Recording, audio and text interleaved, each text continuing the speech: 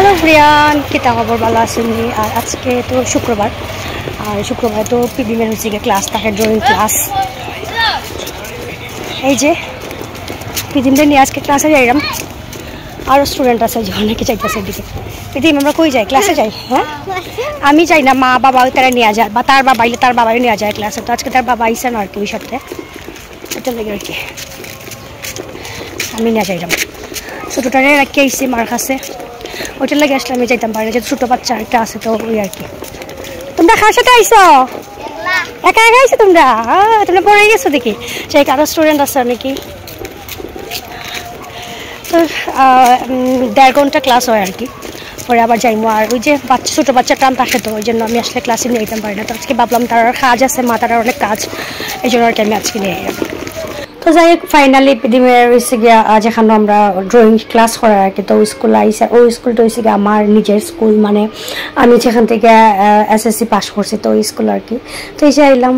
তো এখন পিদিমরে ক্লাসও ঢুকাইমো আর কি। আর পরে আমরা ক্লাস টাস করার পর আমরা আসলে আপনি সব কিছু ভিডিওতে নিতাম পারছি না, এসে বাড়িতে বিকালবেলা এখন আবার ব্লগটা স্টার্ট করলাম। আমি ড্রয়ার থেকে একটা শাড়ি বার করে লিছি, পূজা যেহেতু আইসে বুঝছেন, তখন শাড়ি চুড়ি তো কিছু মানে কিনা লাগবো বা কাস্টমাইজ করা লাগবো, যেতেও করা লাগবো, তো বুঝছেন না নি।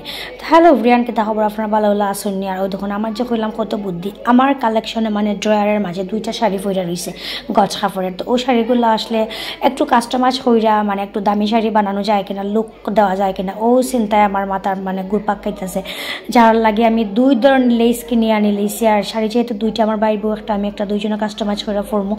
আর অন্যান্য শাড়িও কিনা হয়েছে, মানে পূজা আইলে যে কিনা লাগবে এমন কোনো কথা নাই। পূজার 2-3 মাস আগো, 4-5 মাস আগো অনেক সময় শাড়ি কিনা রাখা যায় আর কি। যাই হোক, এখন যেটা হয়েছে গিয়া এই যে হইলাম অত দাম দিয়ে কিনা আমি লেস শাড়ি কিনতাম। আমার গরো যেহেতু 2টা শাড়ি আছে, কেন পুরান না নতুন শাড়ি, মানে কয়েক মাস আগের কিনা আর কি, তো তার একটু সুন্দর করিয়া কাজ।